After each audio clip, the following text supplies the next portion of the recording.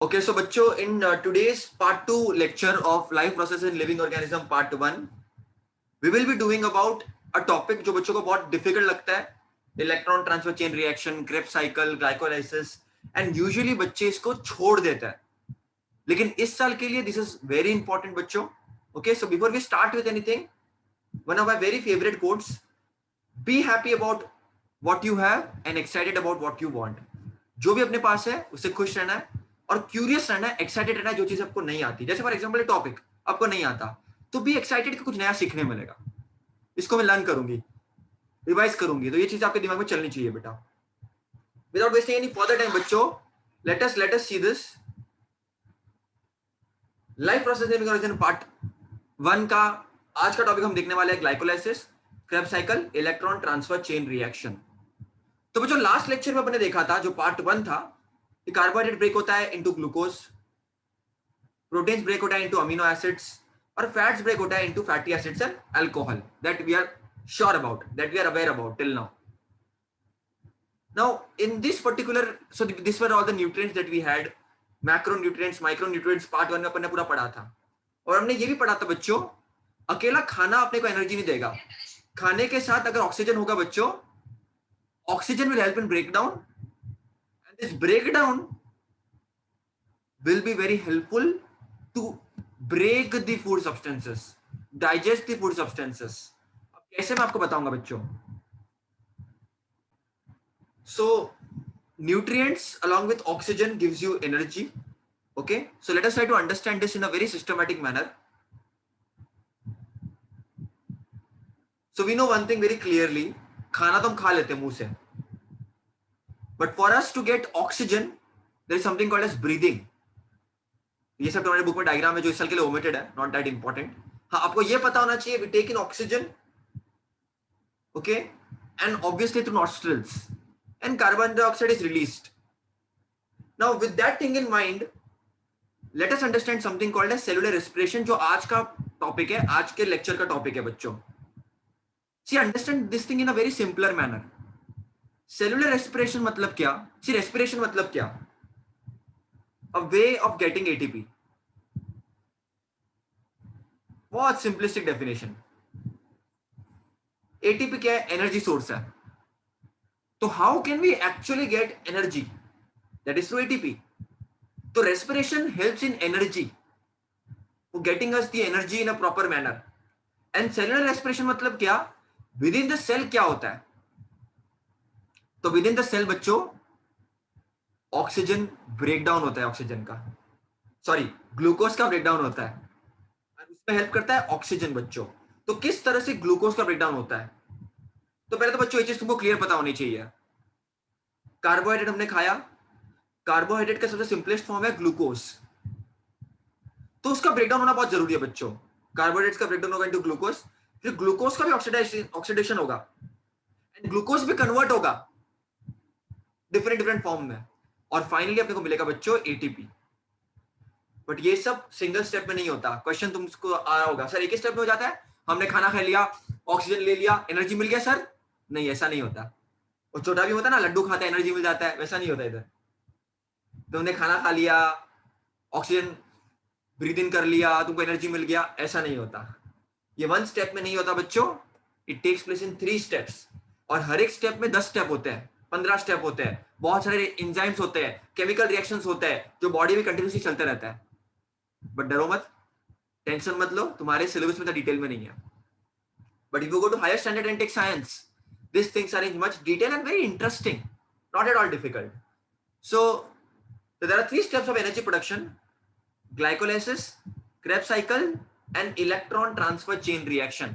हर साल बच्चे इसको छोड़ देता है, बोलते हैं सर बहुत हार्ड है, हमको याद ही नहीं हो रहा, एग्जाम में वैसे भी नहीं पूछेंगे. मैं ये बोलता हूँ बच्चों बहुत सिंपल है, कॉन्सेप्ट को समझो. कॉन्सेप्ट बोल क्या रहा है?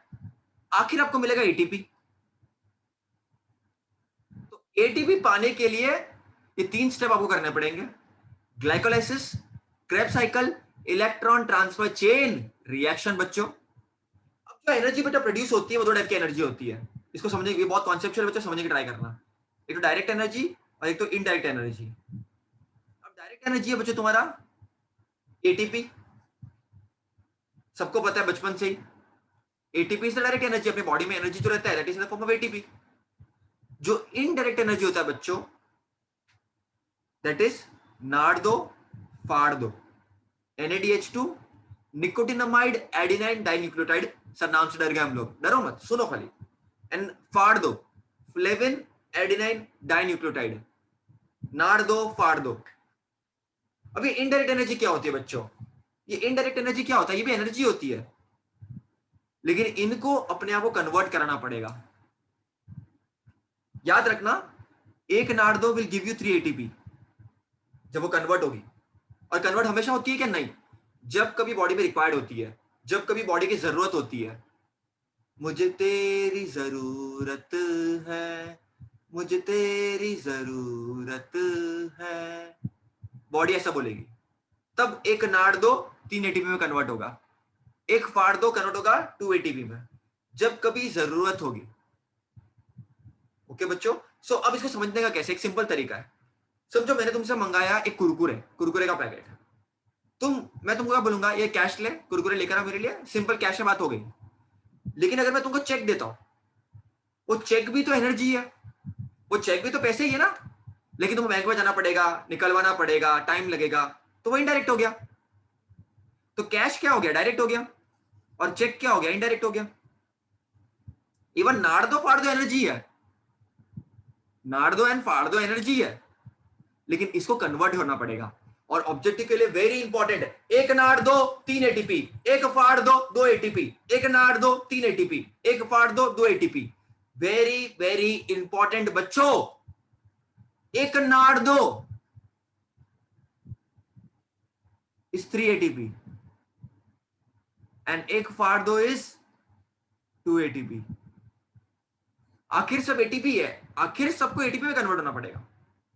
ATP is the source of energy, लेकिन बॉडी कभी कभी स्टोर रखता है, कभी जरूरत हो गई कुछ तो। अब द फर्स्ट थिंग इज बच्चों, the very first thing is glycolysis. Lysis मतलब ब्रेकिंग, एंड ग्लाइको मतलब ग्लूकोज। तो रिवीजन क्लास में बच्चों ये चीजें बच्चों से ध्यान रखनी है। इसको EMP पाते भी बोलते हैं, गुस्ताव, ऑटो, जैकब। देखो देखो, EMP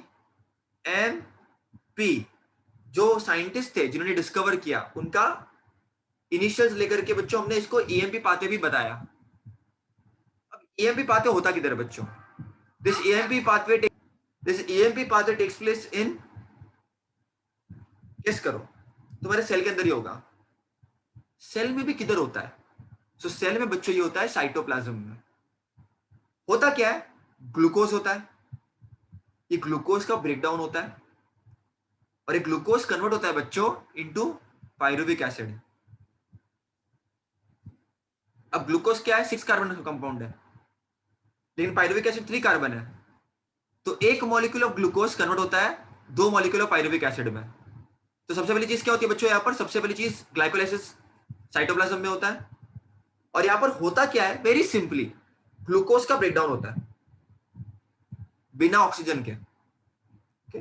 in glycolysis you don't need oxygen. Sir तो आपने तो बताया ऑक्सीजन की जरूरत होती है, वो बाद में होती है बच्चों। तो यहां पर क्या होता है? ग्लूकोज 6 कार्बन है, it breaks into pyruvic acid. अब ये पायरुविक एसिड ब्रेक होता है। हाँ बच्चों, ये चीजें भी इंपॉर्टेंट है। जब ग्लूकोज ब्रेक होता है पायरुविक एसिड में, यू गेट 2 ATP, 2 नाड़ दो एंड 2 पानी, 2 ATP, 2 नाड़ दो and 2 water molecule.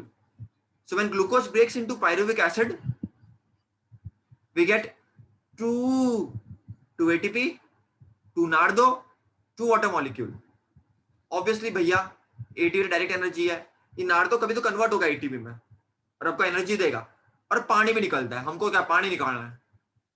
अब बच्चों पायरुविक एसिड कन्वर्ट होता है इनटू एसिटल कोएंजाइम A। जब पायरुविक एसिड कन्वर्ट होता है एसिटल कोएंजाइम A में, आपको मिलता है 2 नाड़ दो, 2 कार्बन डाइऑक्साइड, 2 नाड़ दो, 2 कार्बन डाइऑक्साइड। तो होता क्या बच्चों ग्लाइकोलाइसिस में? It happens in cytoplasm. 6 carbon का glucose breaks into pyruvic acid and this pyruvic acid breaks into acetyl coenzyme A। अब बच्चों ये acetyl coenzyme A Krebs cycle में जाएगा।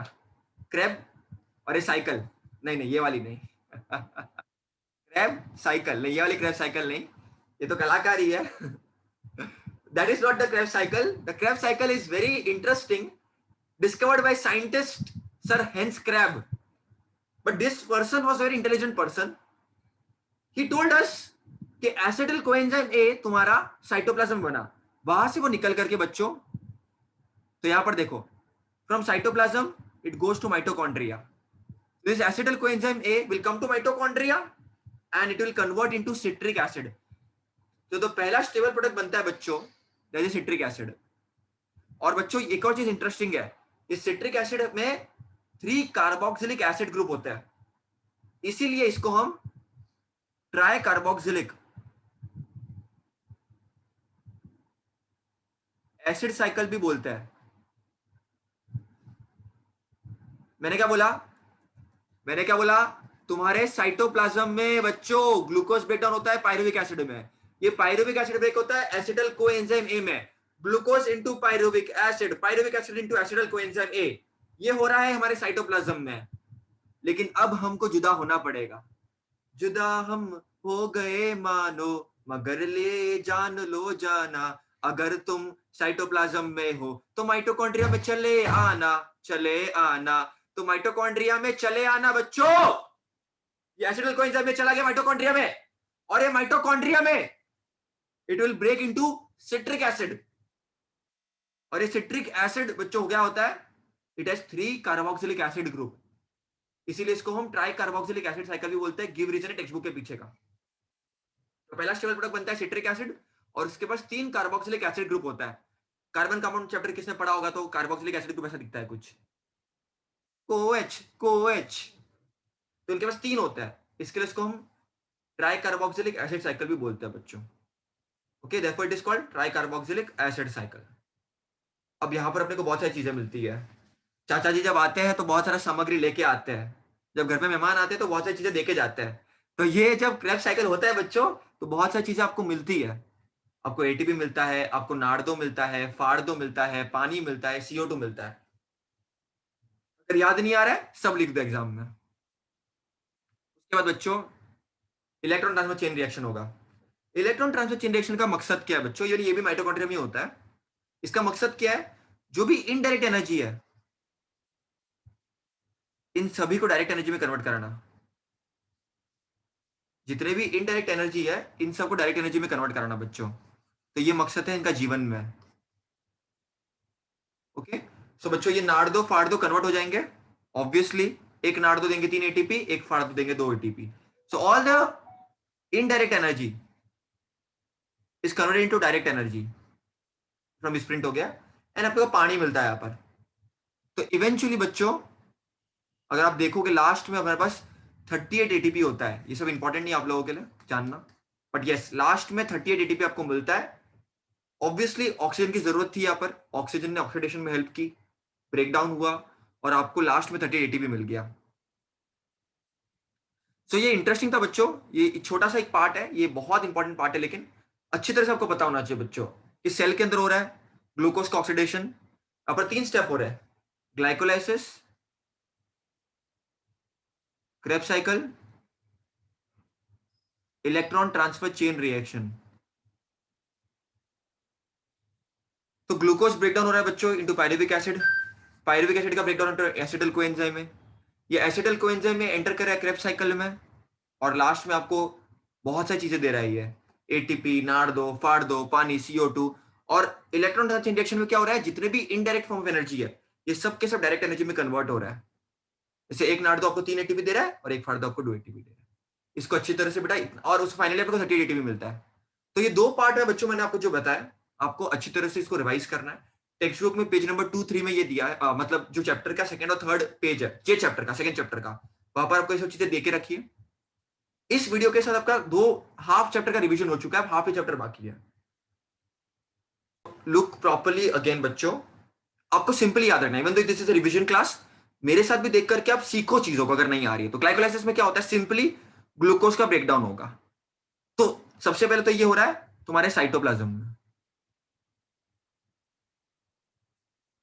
glucose is breaking down into pyruvic acid, and you're getting glucose is breaking into pyruvic acid, and when glucose breaks into pyruvic acid, you get 2 ATP, 2 nardo, 2 water, which eventually will convert again. अब nardo कभी ना कभी तो ATP में convert होगा ही, कभी ना कभी तेरी भी बारी आएगी. And this pyruvic acid is breaking into acetyl coenzyme A. नाम डिफिकल्ट है बच्चों, इतने इजी नहीं है, मैं मानता हूं, लेकिन रिवाइज करोगे तो भूलोगे नहीं बच्चों. इवन तो 40-50 दिन ही बाकी है, बट रिवाइज करोगे तो भूलोगे नहीं. अब ये इनडायरेक्ट एनर्जी है बच्चों, 2 नार्डो, 2 CO2, ये आपको अलग से मिलता है बाय प्रोडक्ट. जब भी कोई भी केमिकल रिएक्शन होता है तो बहुत सी चीज एक्स्ट्रा भी मिलती है.